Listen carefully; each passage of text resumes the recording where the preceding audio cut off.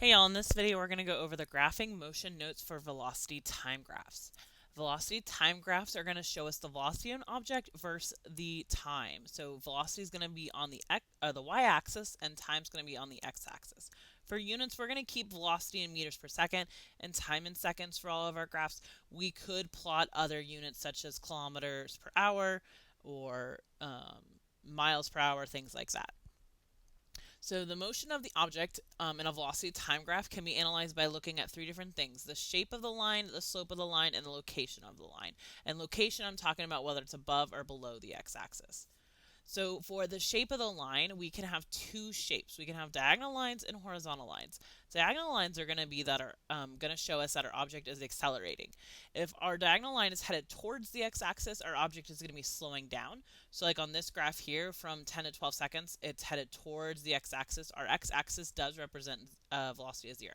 So we're approaching 0, we're slowing down. We could also have a line underneath our x-axis that would be headed towards it. This, like, if you follow my arrow, it would be going towards it that way, and that would also be slowing down, right?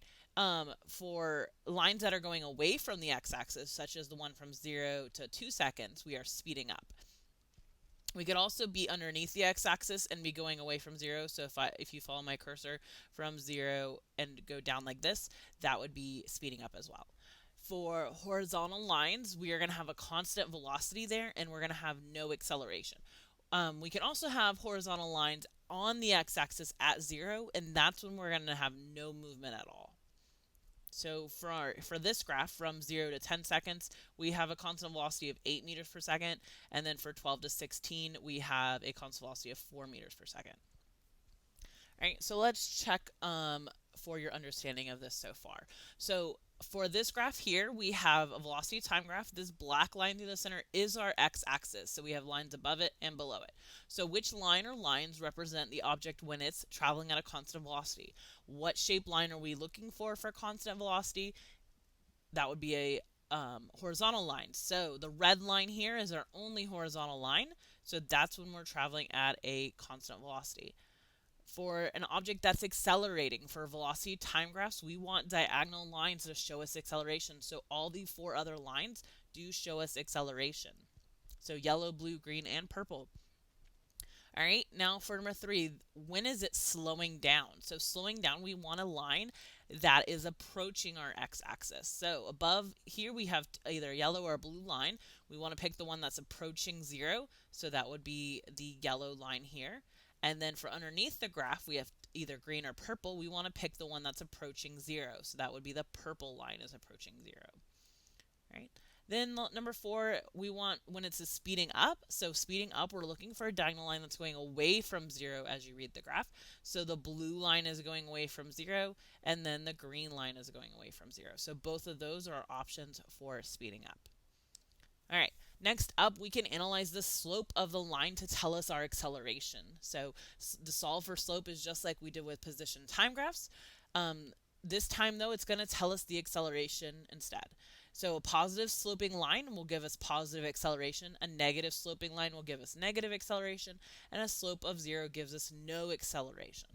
All right, our slope formula is the same that we already talked about. I like to just sum it up as rise over run.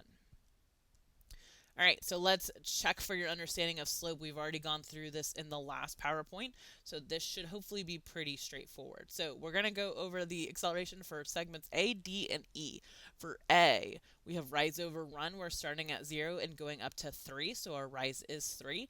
For our run, we're starting at 0 and going over to 25, so our run is 25. So we're going to divide 3 by 25, and in the calculator, that's going to give us 0.12.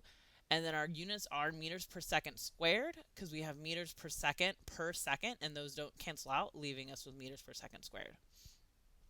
For point D, we have it underneath our graph, but we're starting at, for a rise at 0 and dropping down to -2, so our rise is -2. For our run, we're starting at 55 and ending at 95, so we can do 95 minus 55. That does equal 40, so we'd have -2 divided by 40 is going to give us -0.05 meters per second squared for our slope there, or our acceleration rather. All right. And then for point E, we're still underneath the graph, but we are sloping upwards, so we are going to have a positive slope here.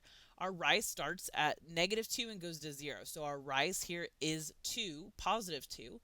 Our run goes from 95 to 105. So 105 minus 95 is going to give us 10. So 2 divided by 10 is going to equal 0.2. And then our units are meters per second squared. All right. All right, let's move on to something kind of new is area. The area between the line and the x-axis is going to tell you the distance or how far the object traveled during that time interval. All right, so other physics teachers might say or call this the area under the curve. I try not to use that term because then people want to, or students want to look for a curved line, and we don't have curved lines here. So that's why I phrase it as the line, the area between the line and the x-axis. All right, so our area formulas we're going to use are two that you probably learned years ago, probably upper elementary or maybe middle school, is the area for a triangle and a rectangle. So triangle, to review the formula, is 1/2 base times height, and the area of a rectangle is length times width, right? And so we're not going to work this out right now, but if you see here, like from 0 to 2, my line and my x-axis form a nice triangle, so I'd use the triangle formula. If I was wanting to find this area of this diagonal, or this horizontal line, sorry, it goes from 2 to 10. I have a box here. I would use the rectangle formula.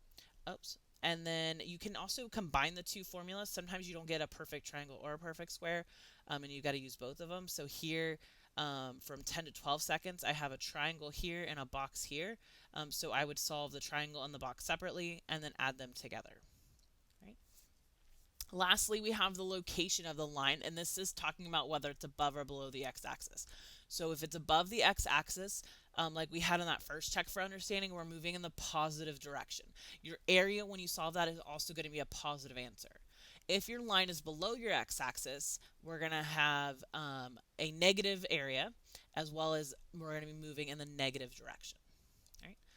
All right, so let's go through these and see what you guys understand. So during which time segment or segments is the object, number 1, moving in the negative direction? So we just said to move in the negative direction, we want to be underneath the x-axis.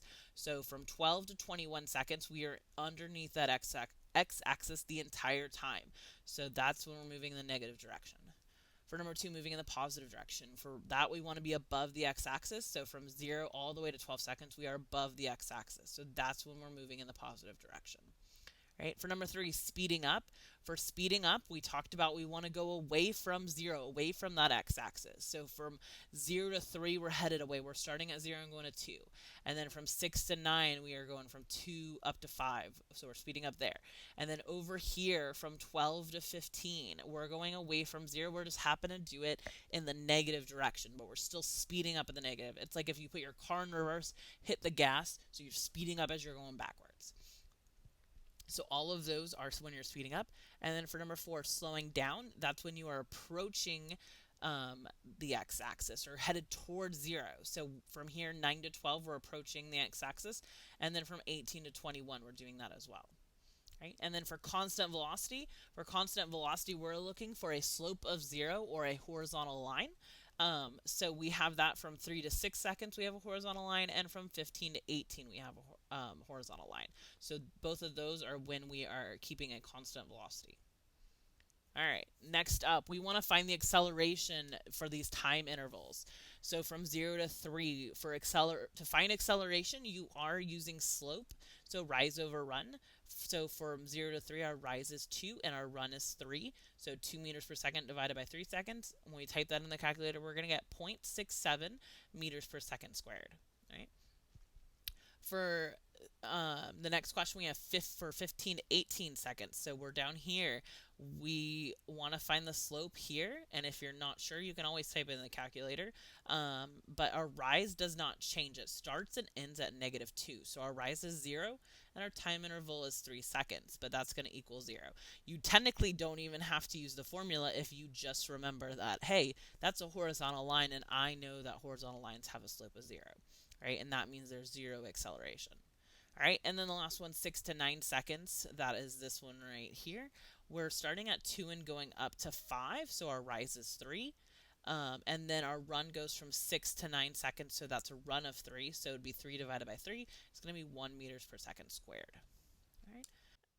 All right, for our last check for understanding, we're just going to be going over how far did the object travel between these time intervals. From the first one, 0 to 3 seconds. So from 0 to 3, we have a nice little triangle right here between our line and our x-axis. So we're going to use that formula, which is 1/2 base times height. So 1/2, our base is 3 seconds wide, and then our height is 2 meters per second. So when we multiply that out, we're going to get an answer of 3 meters. For the next one, we have 15 to 18 seconds. So that's down here between our line and our x-axis. We have a box, and that is going to be the rectangle formula that we want to use. So we have a width of 3 seconds, a height of -2 seconds. So when we multiply that out, we get an answer of -6 meters. And we do want that negative in here. It's below the x-axis, so we want that negative area. All right, it just means that it's traveling backwards. And then lastly, from 6 to 9 seconds, we are up here at this one.